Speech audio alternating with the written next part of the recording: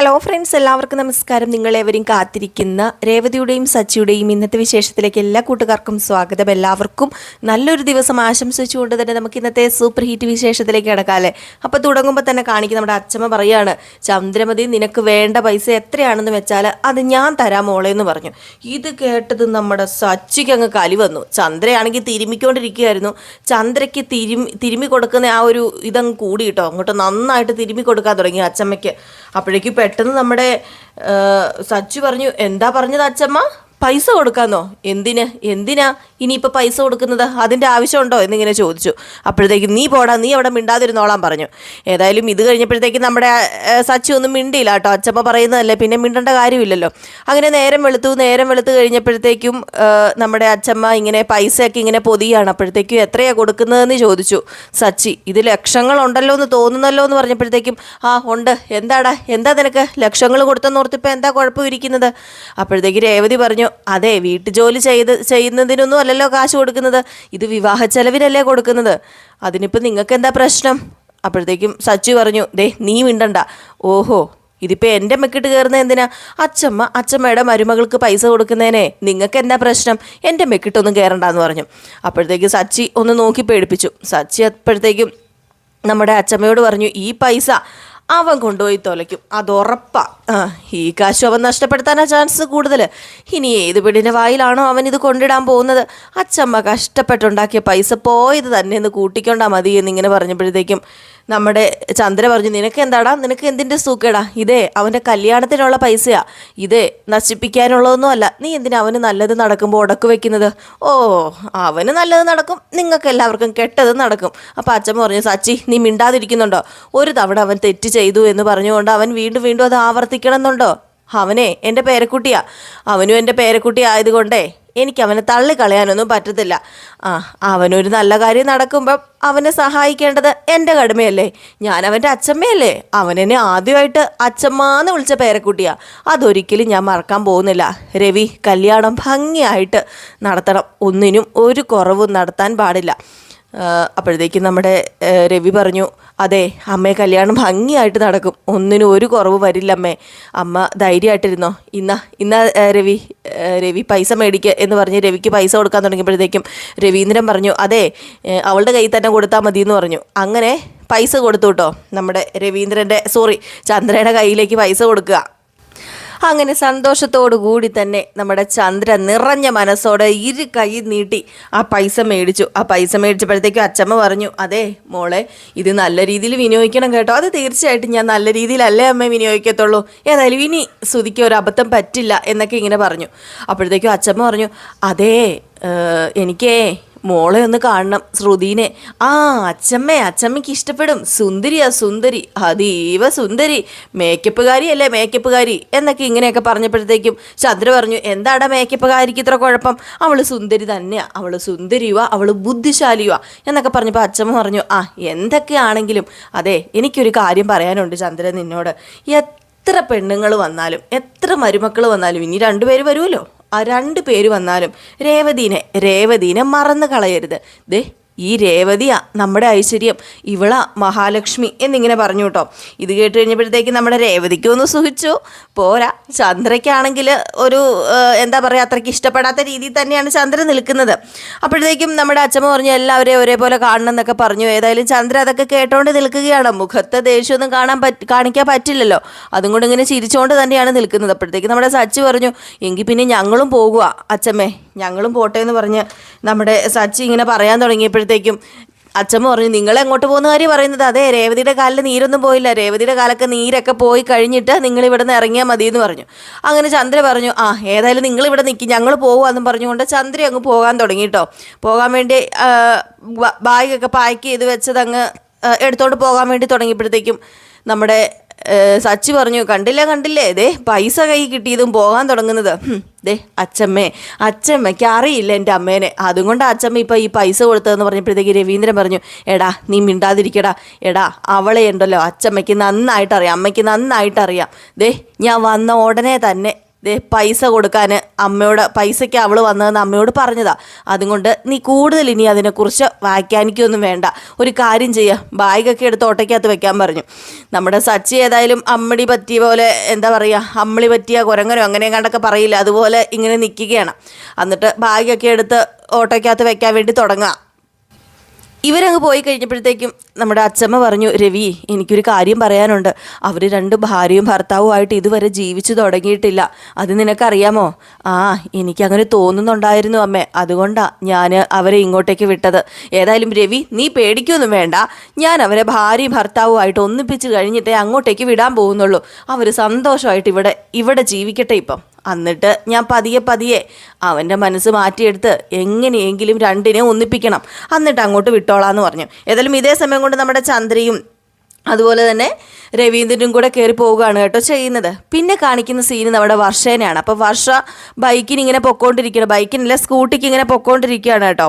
അപ്പം എന്തോ ഫോണിൽ കൂടി ഇങ്ങനെ സംസാരിച്ചുകൊണ്ടാണ് പോകുന്നത്. അപ്പോഴത്തേക്ക് പെട്ടെന്ന് നമ്മുടെ ശ്രീകാന്ത് വന്നിങ്ങനെ നിന്നു.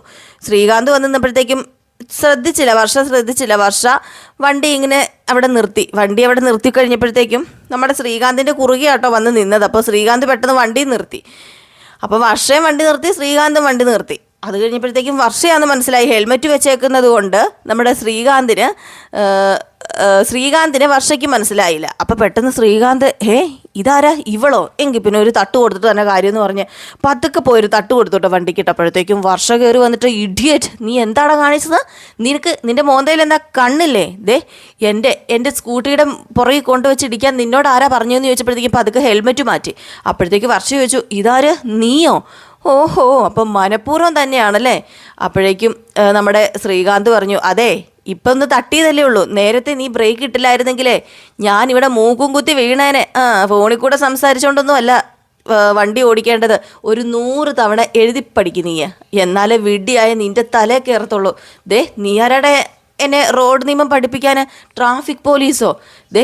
നീ കുറേ നാളായി എൻ്റെ പുറകെ നടന്ന് ശല്യം ചെയ്യാൻ തുടങ്ങിയിട്ട് വീണ്ടും നീ കാശ് മേടിക്കാൻ വേണ്ടി വന്നാണോ? നിനക്ക് വല്ല ജോലിക്കും പൊക്കൂടേടാ എന്നിങ്ങനെ ചോദിച്ചു കഴിഞ്ഞപ്പോഴത്തേക്കും ശ്രീകാന്ത് പറഞ്ഞു, അയ്യോ നല്ല നാക്ക്, നിന്നെ വളർത്തിയവരെ പറഞ്ഞാൽ മതിയല്ലോ ഇങ്ങനെയൊക്കെ സംസാരിക്കുന്നത്. എൻ്റെ കുടുംബക്കാരെ പറയരുത് കേട്ടോ. എൻ്റെ അച്ഛൻ എന്നെ നല്ല രീതിയിൽ തന്നെയാണ് വളർത്തിയത്. ഇനി എൻ്റെ പുറകെ വന്നാൽ വിവരം അറിയും. നീ ആ വിവരം അറിയാൻ പോകുന്നത്. ഇനി നീ ആരെങ്കിലും ഇടിച്ചിട്ടാലോ, ശ്രദ്ധയില്ലാതെ വാഹനം ഓടിച്ചാലോ പോലീസിനെ കൊണ്ട് പിടിപ്പിക്കുകയുള്ളൂ ഞാൻ. പിന്നെ നീ ഒരു വണ്ടി ഓടിക്കാൻ പോകുന്നില്ല. എന്നെ നിനക്ക് അറിയാൻ മേലാഞ്ഞിട്ടാ നീ ഇങ്ങനെയൊക്കെ എന്നോട് പറയുന്നത് എന്നിങ്ങനെ നമ്മുടെ ശ്രീകാന്ത് പറഞ്ഞിട്ട് പെട്ടെന്ന് ഹെൽമെറ്റ് വെച്ചിട്ട് ശ്രീകാന്ത് വണ്ടി എടുത്തോണ്ടങ്ങ് പോയിട്ടോ. വർഷയ്ക്കാണെ കലി തുള്ളി നിൽക്കുകയാണ്. വർഷ കലിയെന്ന് പറഞ്ഞിട്ടുണ്ടെങ്കിൽ ദേഷ്യം വന്നു കേട്ടോ വർഷയ്ക്ക്. അപ്പം വർഷയ്ക്ക് നമ്മുടെ ശ്രീകാന്തിനെ വലിയ ഇഷ്ടമൊന്നും അല്ല, പക്ഷേ നമ്മുടെ ഷെഫാണ് ശ്രീകാന്ത് എന്ന് വർഷയ്ക്ക് അറിയത്തുമില്ല. അപ്പോൾ ഇതേ സമയം കാണിക്കും നമ്മുടെ പാറുക്കുട്ടീനെയും അതുപോലെ തന്നെ അച്ചമ്മേനെയും. അപ്പം പാറുക്കുട്ടി പറഞ്ഞു, മരുമോളെ ഇത്ര പെട്ടെന്ന് പറഞ്ഞ് വിടേണ്ട കാര്യമൊന്നും ഇല്ലായിരുന്നു. മനസ്സിലായി പാറുക്കുട്ടി, അവളുണ്ടായിരുന്നെങ്കിൽ ജോലിയൊക്കെ അവൾ ചെയ്തേനെ, നിനക്ക് വെറുതെ ഇരിക്കാമല്ലോ, അതിനു വേണ്ടിയല്ലേ? എനിക്കറിയാം. നീ പേടിക്കണ്ട. നിന്നെ സഹായിക്കാൻ രേവതി മോളുണ്ടല്ലോ, അവൾക്ക് വീട്ടു ജോലി ചെയ്യാനേ ഒരു മടിയില്ല. എന്തായി എൻ്റെ പൊന്ന് കലാവതി, മുരിങ്ങ മരത്തിലെ മുരിങ്ങയിലയും കായും ഒക്കെ തീർന്നു. ഇനിയിപ്പോൾ എന്ത് ചെയ്യും? പാറൂട്ടി, ഇനിയിപ്പം ദൈവത്തിൻ്റെ കയ്യിൽ ഞാൻ കൊടുത്തിരിക്കുന്നതെല്ലാം 2 നേരാവണ്ണം സംസാരിക്കുന്ന പോലുമില്ല. ഈ സമയത്ത് എൻ്റെ ഭർത്താവുണ്ടല്ലോ, എൻ്റെ പിന്നീന്ന് മാറിയിട്ടില്ല പാറു. എന്തൊക്കെ സംസാരിക്കാൻ ഉണ്ടാകും. ജോലിക്ക് പോയിട്ടേ അവിടെ ജോലി ചെയ്യാൻ പറ്റില്ലായിരുന്നു. അതുപോലെ തന്നെ ജോലിയുടെ ഇടയിലെ ഇടയ്ക്കിടെ വീട്ടിൽ വരും. എന്തിനാ? എന്നെ കാണാൻ വേണ്ടി. ഇതിങ്ങളെപ്പോഴും കൂടെയുണ്ട്, എന്നിട്ടോ ഒരു കാര്യമില്ല, അങ്ങോട്ടും ഇങ്ങോട്ടും അടി മാത്രം. അതേ കലാവതി അമ്മേ, കല്യാണം കഴിയുമ്പോൾ ഈ ചെറുക്കനും പെണ്ണും എവിടെയൊക്കെയോ പോവുമല്ലോ, എന്താ പറയുക, ഹണിമൂണ്. അവർ എങ്ങനെയെങ്കിലും ഹണിമൂണിനെ പറഞ്ഞു വിടുക. ചിലപ്പോൾ സന്തോഷ വാർത്തയായിട്ട് വന്നാലോ 2 പേരും. എൻ്റെ പൊന്നു പാറു, അത് തന്നെയായത്. ഹണിമൂണെന്ന് പറഞ്ഞല്ലേ രവീന്ദ്രൻ 2 പേരെ ഇവിടെ വിട്ടത്. പിന്നെ ഹണിമൂണല്ലേ ഇവിടെ നടക്കുന്നത്. ഇവിടെ മിരിങ്ങ തീറ്റലും അതുപോലെ തന്നെ ക്ഷേത്രത്തിൽ പോക്കും അല്ലാതെ വല്ലതും നടക്കുന്നുണ്ടോ? ഹണിമൂണിന് അന്യനാട്ടിൽ പോകണമെന്നൊന്നുമില്ല, നമ്മുടെ നാട് മതി. ഇത്രയും ഭംഗിയുള്ള ഗ്രാമപ്രദേശം വേറെ എവിടെയുണ്ട്? അതുകൊണ്ട് അവരെ ഇങ്ങനെ വീട്ടിൽ ഇരുത്താതെ അവരെ തന്ത്രപൂർവ്വം ഒന്ന് പുറത്തേക്ക് പറഞ്ഞു വിട്. കാഴ്ചകളൊക്കെ കണ്ട് മുട്ടി ഉരുമി വർത്താനമൊക്കെ പറഞ്ഞ് നടക്കുമ്പോഴേ ചിലപ്പോൾ അവർക്ക് മാറ്റമൊക്കെ ഉണ്ടാവും. എൻ്റെ പൊന്നു പാറു, എത്ര തവണ പറഞ്ഞു വിട്ടാലാ ഒരു കാര്യവുമില്ല. എൻ്റെ കലാവതി അമ്മ എന്തെങ്കിലും പറഞ്ഞ് അവരെ പുറത്ത് വിടുന്നേ, കാര്യം ഉണ്ടാകും. ഈ പാറു അമ്മയാ പറയുന്നത്, കാര്യം ഉണ്ടാകും എന്നിങ്ങനെ പറഞ്ഞു. ഈ സമയം കാണിക്കുന്നത് നമ്മുടെ രേവതീനെയാണ്. രേവതിയും സച്ചിയും കൂടി ഇങ്ങനെ ഓടിക്കളിക്കും കേട്ടോ മുറ്റത്ത്. എന്തോ ഒരു കാര്യം പറഞ്ഞ് അങ്ങോട്ടും ഇങ്ങോട്ടും ഓടിക്കളിക്കുകയാണ്. അപ്പോഴത്തേക്കും ഇത് നമ്മുടെ അച്ചമ്മയും പാറൂട്ടിയമ്മയും കണ്ടു. അച്ചമ്മയും പാറൂട്ടിയമ്മയും കണ്ടു കഴിഞ്ഞപ്പോഴത്തേക്കും അവർക്ക് വലിയൊരു സന്തോഷമായിട്ടോ. നമ്മുടെ സച്ചി മുമ്പേ ഓടുന്നു, പുറകെ രേവതി ഓടുന്നു. അങ്ങനെ അച്ചമ്മയുടെ മടിയിൽ വന്ന് കിടന്നു നമ്മുടെ സച്ചി. അപ്പോഴത്തേക്കും പാറു പറഞ്ഞു, ഇതെന്താ അച്ചമ്മയുടെ മടിയിൽ കിടക്കാൻ വേണ്ടിയാണോ ഇത്ര ഓടിയതെന്ന് ചോദിച്ചു. അപ്പോഴത്തേക്കും അച്ചമ്മ പറഞ്ഞു, അതെ, എണീറ്റ സച്ചി, ഇത് രണ്ടുപേരും കൂടെ ഒരിടം വരെ പോയിട്ട് വായ്പഴെന്ന് പറഞ്ഞു. ഇനി എവിടെ പോകാനാ? വേറെ ഏതെങ്കിലും ക്ഷേത്രം കണ്ടുവച്ചിട്ടുണ്ടോ? ക്ഷേത്രമൊന്നുമല്ല, തോട്ടം വരെ പോയിട്ട് വാ. അതെന്തിനാ അച്ചമ്മേ? എടാ, നീ അവിടെ പണ്ട് നട്ട മാവും പ്ലാവും ഒക്കെ നിനക്ക് കാണണ്ടേ? മുമ്പൊക്കെ അച്ചാച്ചൻ്റെ കൂടെ എന്നും അവിടെയായിരുന്നു നീ. ആ മാവും പ്ലാവും ഒക്കെ നിന്നെയും കാത്തിരിക്കുകയായിരിക്കും. എല്ലാം മറന്നോ സച്ചി? നീ ഒന്ന് പോ. ഞാനൊരു കാര്യം ചോദിക്കട്ടെ സച്ചി, നീ മറന്നു പോയോ? ഞാൻ മറന്നൊന്നും പോയില്ലമ്മേ, ഞാൻ പൊക്കോളാം. ഞാൻ തന്നെ പൊക്കോളാം. തന്നെ പോയാൽ പോരാ. ഇവള് രേവതി നമ്മുടെ തോട്ടം കണ്ടിട്ടുണ്ടോ? ഇല്ലല്ലോ. ഇവളെ ഒന്ന് കാണിച്ചു കൊടുക്ക്. നീ നട്ട മാവും പ്ലാവും അതുപോലെ തന്നെ അവിടുത്തെ പുഴയും പാടവും ഒക്കെ കാണിച്ചു കൊടുക്ക്. ഏതായാലും നീ ഒന്ന് പോ അവളെയും കൂട്ടിക്കൊണ്ടെന്ന് പറഞ്ഞപ്പം ഇന്ന് പോയാൽ പോരെ, അല്ലാതെ ഇനിയിപ്പോൾ 10-15 ദിവസം കൊണ്ടുപോകേണ്ട കാര്യമില്ലല്ലോ. വാ കൊച്ചു കുട്ടിയല്ലേ, തോട്ടവും പ്ലാവും മാവും ഒക്കെ കാണിച്ചു തരാൻ വേണ്ടി. ഇള്ളാപ്പിള്ളയാണല്ലോ, ഏതായാലും സഹിച്ചല്ലേ പറ്റൂ, ബാ എന്നിങ്ങനെ പറഞ്ഞു. ഏതായാലും സച്ചി അങ്ങ് പോയി. അത് കഴിഞ്ഞപ്പോഴത്തേക്ക് നമ്മുടെ രേവതിയോട് പറഞ്ഞു, അച്ചമ്മ പറഞ്ഞു, അതെ, നിനക്കറിയാലോ ഞാൻ എന്തിനാ നിന്നെ പറഞ്ഞു വിടുന്നതെന്ന്. നിൻ്റെ കയ്യിലെല്ലാം ഇരിക്കുന്നത്, അവനെ വിടരുത്, സ്നേഹത്തോടു കൂടെ പിടിച്ചോണം എന്നിങ്ങനെ പറഞ്ഞു. എന്നിട്ട് നമ്മുടെ അച്ചമ്മ അനുഗ്രഹിച്ചിട്ട് പോയിട്ട് വാന്നൊക്കെ പറഞ്ഞ് രണ്ടിനെയും കൂടെ കെട്ടി പറഞ്ഞു വിടുകയാണ് കേട്ടോ. എന്ത് ചെയ്യാനാണ്, രേവതിയും സച്ചിയല്ലേ പോകുന്നത്, ഒന്നും നടക്കാൻ പോകുന്നില്ല. ഏതായാലും അവർ വഴി കൂടി ഇങ്ങനെ നടന്നു പോകുമ്പോഴത്തേക്ക് നമ്മുടെ രേവതി പറഞ്ഞു, നിറയെ കിളികളാ, എന്ത് രസം അവറ്റകളുടെ ശബ്ദം കേൾക്കാവന്. എല്ലാത്തരം കിളികളും ഈ ഗ്രാമത്തിലുണ്ട്, മയില് വരെ ഉണ്ട് രേവതി. എൻ്റെ നാട്ടിൽ കിളികളേ ഇല്ല. അതിനെ മരം വേണം, മരം, എങ്കിലേ കിളികൾ കാണത്തുള്ളൂ. അവിടെ മരമില്ലാതെ എങ്ങനെയാ കിളികൾ കാണുന്നത്? അവിടെ മൊത്തം കോൺക്രീറ്റ് അല്ലേ. അതൊക്കെ എനിക്കറിയാമല്ലോ. അതൊക്കെ നിനക്കറിയാം. പുറത്തുനിന്ന് വരുന്നവർക്ക് ഈ ഗ്രാമം സുന്ദരമാണ്, ഇവിടെ താമസിക്കണം എന്നൊക്കെ തോന്നും. ഇവിടെ ഉള്ളവർക്കോ ഇവിടെ വിട്ടു പുറത്തു പോകാനാണ് ഇഷ്ടം. എൻ്റെ കൂടെ പഠിച്ച പകുതി പേരും ഇപ്പം ഈ നാട്ടിലില്ല, അറിയോ നിനക്ക് എന്നിങ്ങനെ രേവതിയോട് ചോദിച്ചപ്പോൾ രേവതി പറഞ്ഞു, എനിക്ക് ഈ നാട് നന്നായിട്ട് ഇഷ്ടപ്പെട്ടു.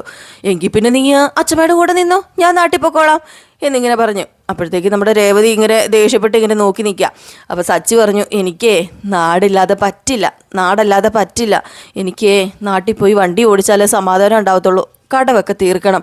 അപ്പം ഞാൻ നിങ്ങളുടെ കൂടെ നാട്ടിൽ വരേണ്ട കാര്യമില്ലേ? നിങ്ങൾക്ക് വന്നില്ലെങ്കിൽ ഒരു വിഷമവുമില്ല. എനിക്ക് വീട്ടിൽ എപ്പോൾ വേണമെങ്കിലും വരാം, എപ്പോൾ വേണമെങ്കിലും വീട്ടിൽ നിന്ന് പോകാം. ആരും ഒന്നും ചോദിക്കാനും പറയാൻ കാണില്ലല്ലോ. അപ്പം നിങ്ങൾക്ക് ഞാൻ വീട്ടിൽ വന്നില്ലെങ്കിലും കുഴപ്പമില്ല. എന്ത് കുഴപ്പം? എനിക്ക് അച്ഛനുണ്ട്, അച്ഛമ്മയുണ്ട്, കാറുണ്ട്. നീ എവിടെയാണെങ്കിൽ എനിക്ക് എന്നാ പ്രശ്നം ഇരിക്കുന്നത്?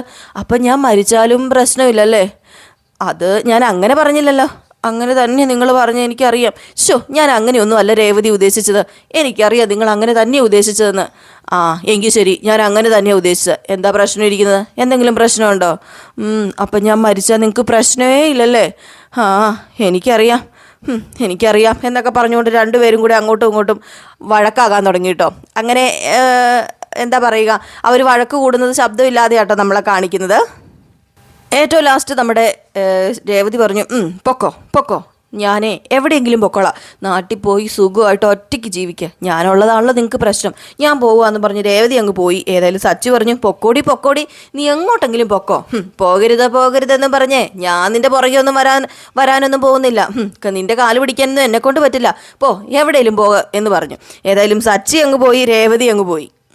രേവതി ഇടയ്ക്ക് ഇങ്ങനെ പറഞ്ഞുകൊണ്ടാട്ടോ പോകുന്നത്, എങ്ങനെയെങ്കിലുമൊക്കെ വഴക്കം ഉണ്ടാക്കണം ഇങ്ങനെ. അപ്പോൾ അതുകൊണ്ട് സ്നേഹം കൂടും, അതുകൊണ്ട് ഇടയ്ക്കിടയ്ക്ക് ഇങ്ങനെ വഴക്കുണ്ടാക്കണം എന്നൊക്കെ പറഞ്ഞ് അങ്ങ് പോയപ്പോഴത്തേക്ക് പെട്ടെന്ന് നമ്മുടെ ആദീനെ കണ്ടു. ആദി ഇങ്ങനെ പന്തൊക്കെ കളിച്ചുകൊണ്ട് നിൽക്കുകയാണ്.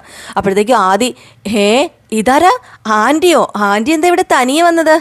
അങ്കിളും ഉണ്ട്, അങ്കിള് പുറകെ വരുന്നുണ്ട് എന്നിങ്ങനെ പറഞ്ഞപ്പം കൂടെ നിന്ന കൂട്ടുകാരൊക്കെ പോയിട്ടോ. അപ്പോൾ ആദി പറഞ്ഞു, അതെ ആൻറ്റി എൻ്റെ കൂടെ കളിക്കുമോ, ആൻറ്റി ബോൾ ചെയ്യുക, ഞാൻ ബാറ്റ് ചെയ്യാം എന്ന് പറഞ്ഞപ്പം അതിനിപ്പോൾ എന്താ ആൻറ്റി ബോൾ ചെയ്യാമല്ലോ എന്നും പറഞ്ഞുകൊണ്ട് നമ്മുടെ രേവതി ബോൾ ചെയ്തു. ആദ്യം അങ്ങ് കളിക്കാനും തുടങ്ങി. അങ്ങനെ ആദ്യം ഒരു ബോൾ അടിച്ചു, 2 ബോൾ അടിച്ചു, 3-ാമത്തെ ബോളിൽ ബോൾ ഉരുണ്ട് കുളത്തിപ്പോയി. നമ്മുടെ ആദ്യ ബോളിൻ്റെ പുറകെ ഓടാനും തുടങ്ങി. ഏതായാലും പേടിച്ചിട്ട് രേവതിയും ബോളിൻ്റെ പുറകെ ഓടി ചെന്ന് കുളത്തിലും വീണു. ഏതായാലും പേടിച്ചു പോയിട്ടോ ആദി നേരെ സച്ചിയുടെ അടുത്തേക്ക് ഓടി. സച്ചി കൂട്ടുകാരുമായിട്ട് സംസാരിച്ചുകൊണ്ടിരിക്കുകയായിരുന്നു. അവിടെ ചെന്ന് വിവരം പറഞ്ഞു. സച്ചി ജീവൻ കളഞ്ഞ് ഓടി വരിക. എന്തെങ്കിലും പറ്റിപ്പോയിട്ടുണ്ടെങ്കിൽ പിന്നെ പറഞ്ഞിട്ട് കാര്യമില്ല, അച്ഛമ്മ എല്ലാം കൂടെ നമ്മുടെ സച്ചിനെ എടുത്ത് കൊല്ലും. അതുകൊണ്ട് നേരെ വന്നു കുളത്തിലേക്ക് ചാടി നമ്മുടെ രേവതിനെ പൊക്കിക്കൊണ്ട് വരിക. അപ്പോൾ ഏതായാലും അവിടെ നിന്ന് ഏകദേശം ആൾക്കാരൊക്കെ അങ്ങ് വട്ടം കൂടിയിട്ടോ. അപ്പം രേവതിനെ ഇങ്ങനെ എടുത്തോണ്ട് ഇങ്ങനെ പൊക്കി വന്നു കഴിഞ്ഞപ്പോഴത്തേക്കും കിടത്തിയേക്കാണ്. അപ്പോൾ അവിടെ നിന്നൊരു ചേച്ചി പറഞ്ഞു, അതെ വയറിൽ അമുക്കി കൊടുത്താൽ മാത്രമേ വെള്ളം പുറത്തേക്ക് വരത്തുള്ളൂ, വെള്ളം പുറത്തേക്ക് വന്നാലേ ബോധം തെളിയത്തുള്ളൂ എന്ന് പറഞ്ഞു. ഏതായാലും നമ്മുടെ രേവതിയല്ല സച്ചി വയറിട്ട് അമുക്കി കൊടുത്തു കേട്ടോ. അങ്ങനെ കുറേ പ്രാവശ്യം അമുക്കി കഴിഞ്ഞപ്പോഴത്തേക്കും വെള്ളമെല്ലാം കൂടെ നമ്മുടെ രേവതി വെളിയിലേക്ക് തുപ്പി. അങ്ങനെ ഒരു വിധത്തിൽ കണ്ണ് തുറന്നപ്പോഴത്തേക്ക് സച്ചി പറഞ്ഞു, കുഴപ്പമൊന്നുമില്ല രേവതി, പേടിക്കാനൊന്നുമില്ല, പ്രശ്നമൊന്നും ഇല്ല കേട്ടോ എന്ന് പറഞ്ഞപ്പോഴത്തേക്ക് നമ്മുടെ രേവതിക്ക് ഒരു ആശ്വാസം ആവുകയോ എന്തോ. പെട്ടെന്ന് ആ ഒരു പേടിയിലാണോ നമ്മുടെ രേവതി സച്ചിനെ തന്നെ നോക്കിയിട്ട് സച്ചിനെ കയറി അങ്ങ് കെട്ടിപ്പിടിച്ചു കേട്ടോ. കാരണം പേടിച്ച് പോയി കാണും. അപ്പം കെട്ടിപ്പിടിച്ച് കഴിഞ്ഞപ്പോഴത്തേക്ക് നമ്മുടെ സച്ചിയും നേരെ കെട്ടിപ്പിടിച്ചു. കാരണം ആ ഒരു സമയത്ത് രേവതിക്ക് വേറെ ഒന്നും ചെയ്യാൻ പറ്റില്ല. കാരണം ജീവൻ പോകുന്നു വരെ പ്രതീക്ഷിച്ചതാണ്. അപ്പോൾ ആ ഒരു സീനൊക്കെ കാണിച്ച് ഇന്നത്തെ വിശേഷം അവസാനിക്കുക കേട്ടോ ചെയ്യുന്നത്. ഏതായാലും ഈ ഒരു കുളത്തിൽ വീഴൽ അവരുടെ ജീവിതത്തിൽ എന്തെങ്കിലുമൊക്കെ ആകുന്നുണ്ടെങ്കിൽ ഒരു നല്ല കാര്യം തന്നെ ആയിരിക്കും. അറിയില്ല, നമുക്ക് ഏതായാലും കാത്തിരുന്ന് കാണാം ഇനി നാളെ എന്താണ് സംഭവിക്കാൻ പോകുന്നതെന്ന്. അപ്പോൾ നമുക്ക് എല്ലാവർക്കും കാത്തിരിക്കാം അല്ലേ. അപ്പോൾ എല്ലാവരും കാത്തിരിക്കുക. അപ്പോൾ എല്ലാവർക്കും വീണ്ടും ഒരു നല്ല ദിവസമൊക്കെ ആശംസിക്കുകയാണ്. അപ്പം നമ്മുടെ രേവതിയുടെയും സച്ചിയുടെയും കഥ ഇട്ട് കഴിഞ്ഞു. ഇനിയിപ്പോൾ ഇടാൻ പോകുന്നത് നയനിയുടെയും ആദർശിൻ്റെയും കഥയാണ്. അത് മിസ് ചെയ്ത് എല്ലാവരും കാണണം കേട്ടോ. അപ്പം നമുക്ക് ആദർശിൻ്റെ നയനിയുടെയും കഥയുമായിട്ട് വരുന്നവരെ എൻ്റെ എല്ലാ കൂട്ടുകാർക്കും ടാറ്റാ ബൈ ബൈ.